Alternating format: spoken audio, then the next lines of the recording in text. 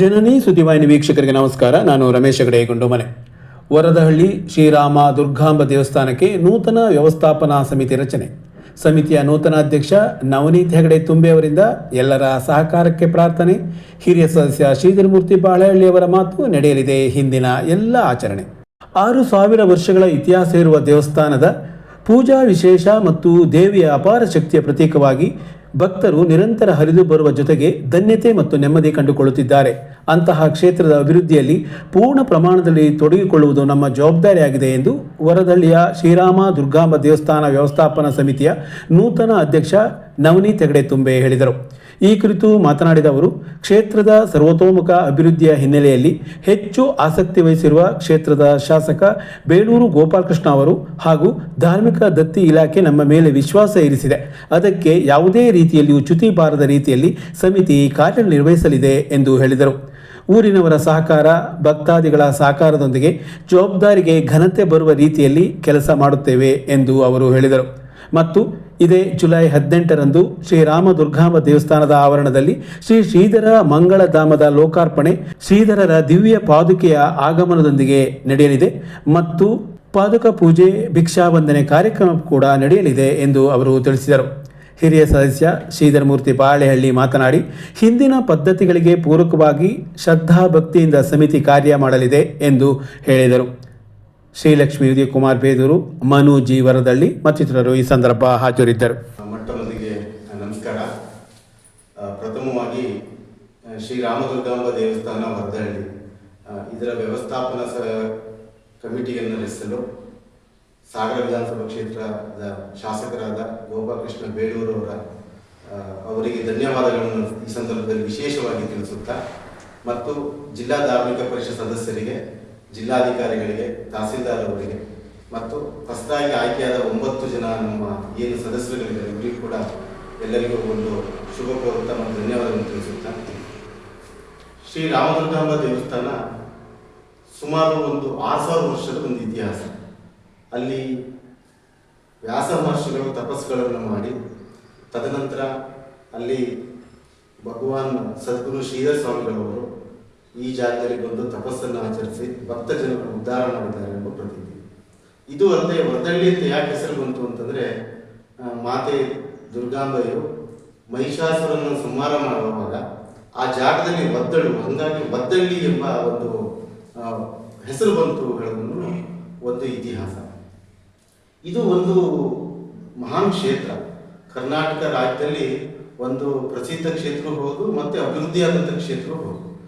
ಯಾಕೆ ಅಂತಂದರೆ ಇಲ್ಲಿ ಪ್ರತಿನಿತ್ಯ ನೂರಾರು ಭಕ್ತ ಜನರು ಬರ್ತಾರೆ.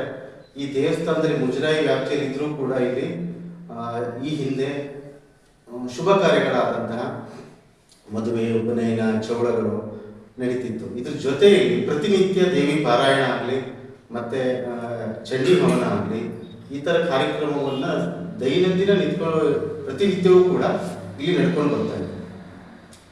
ಸರಿಸುಮಾರು ಒಂದು 20 ವರ್ಷಗಳ ಈ ಕಡೆ ಅಪಾರ ಒಂದು ಅಭಿವೃದ್ಧಿ ಆಯಿತು. ಯಾಕಂದರೆ ಒಂದು ಗ್ರಾಮಸ್ಥರ ಸಹಕಾರ, ಹಾಗೆ ಅಲ್ಲಿ ಬರುವಂಥ ಭಕ್ತಾದಿಗಳ ಒಂದು ಕಾರಣದಿಂದಾಗಿರ್ಬೋದು, ಮತ್ತು ಅಲ್ಲಿ ಸೇವಾಕರ್ತರು, ದೊಡ್ಡ ಮಟ್ಟದ ಸೇವಾಕರ್ತರು ಕೂಡ ಅವರ ಕೊಡುಗೆಯನ್ನು ನಾವು ಈ ಸಂದರ್ಭದಲ್ಲಿ ಸ್ಮರಿಸಲೇಬೇಕು.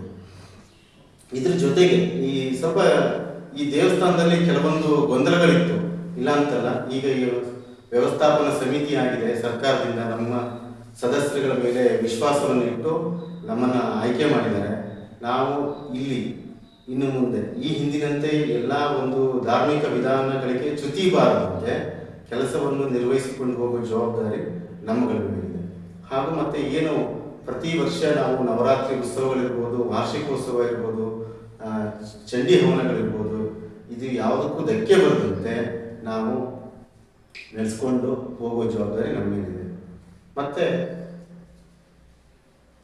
ಇದೊಂದು ಕ್ಷೇತ್ರ ಒಂದು ಸುಪ್ರಸಿದ್ಧವಾದ ಎಂತಕ್ಕೆ ಅಂತಂದರೆ, ಇಡೀ ಕರ್ನಾಟಕ ರಾಜ್ಯದಲ್ಲಿ ಸರಿಸುಮಾರು ಸಾವಿರಾರು ದೇವಸ್ಥಾನಗಳಿದ್ರೂ ಸಹ ಕೇವಲ ಬೆರಳೆಣಿಕೆ ದೇವಸ್ಥಾನಗಳು ಮಾತ್ರ ಅನ್ನ ಸಂತರ್ಪಣೆ ಕಾರ್ಯ ನಡೀತಿದೆ. ಅದರೊಳಗೆ ಸಿ ದರ್ಜೆ ಕ್ಯಾಟಗರಿ ದೇವಸ್ಥಾನ ಆದರೂ ಕೂಡ ನಮ್ಮ ರಾಮದುರ್ಗಾಂಬ ದೇವಸ್ಥಾನಕ್ಕೆ ಪ್ರತಿನಿತ್ಯ ಅನ್ನ ದಾಸುವಂಥ ಕಾರ್ಯಕ್ರಮಗಳು ನಡೆಸಿಕೊಂಡು ಬರಲಾಗ್ತದೆ.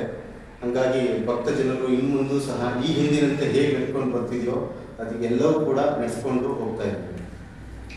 ಒಂದು ಬೇಸರ ಸಂಗತಿ ಅಂದರೆ ಇತ್ತೀಚಿನ ದಿನಗಳಲ್ಲಿ ನಮ್ಮ ಧಾರ್ಮಿಕ ಶ್ರದ್ಧಾ ಕೇಂದ್ರಗಳ ಮೇಲೆ ಅವ್ಯಾಹತವಾಗಿ ಒಂದು ಅಪನಂಬಿಕೆ ಹುಟ್ಟಿಸ್ತಾ, ಸುಳ್ಳುಗಳನ್ನು ಹುಟ್ಟಿಸ್ತಾ, ಒಂದು ಏನು ವ್ಯವಸ್ಥಿತ ಸಂಚುಗಳು ಇದು ಒಂಥರ ಬೇಸರ ಸಂಗತಿ.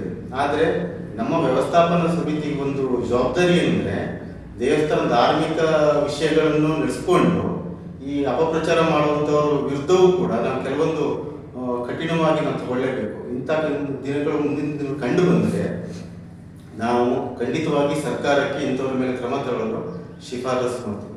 ಹಾಗಾಗಿ ಮತ್ತೆ ಬರುವ 18ನೇ ತಾರೀಕು ನಮ್ಮ ಶ್ರೀ ರಾಮದುರ್ಗಾಂಬ ದೇವಸ್ಥಾನಕ್ಕೆ ಸದ್ಗುರು ಶ್ರೀಧರ ಸ್ವಾಮಿಗಳವರ ಪಾದಕ್ಕೆ ಆಗಮಿಸ್ತಾ ಇದೆ 9:30ಗೆ.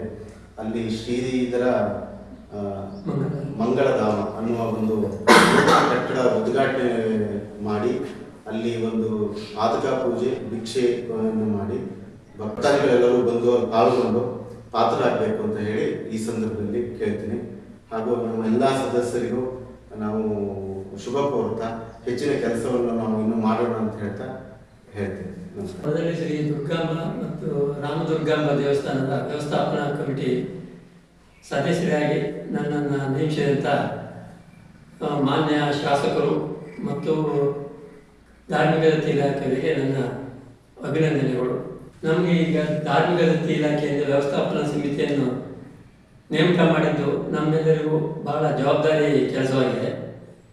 ಈ ಮುಂದೆ ನಾವು ದೇವಸ್ಥಾನದಲ್ಲಿ ಹಿಂದೆ